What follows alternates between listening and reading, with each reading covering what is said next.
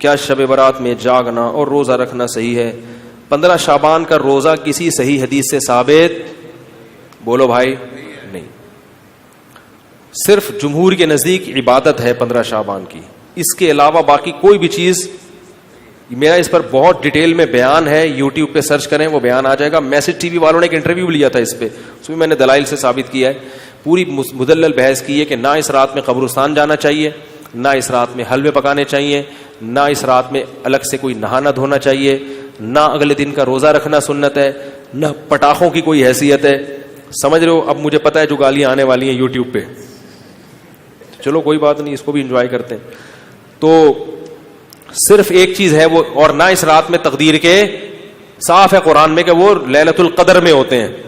علامہ ابن تیمیہ رحمہ اللہ نے لکھا ہے کہ لیلۃ القدر کی اہمیت کو گھٹانے کے لیے بھی اس رات کو بہت زیادہ اہمیت دی گئی ہے.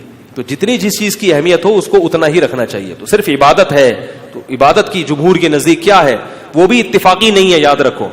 جمہور کا مذہب بہرحال یہی ہے کہ اس رات کو عبادت کرنی چاہیے، اس کی فضیلت دوسری راتوں کی نسبت زیادہ ہے.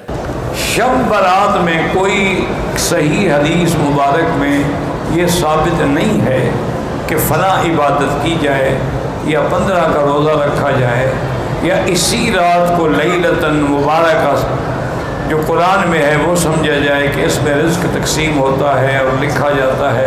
یہ تو لیلۃ القدر کے خصائص ہیں.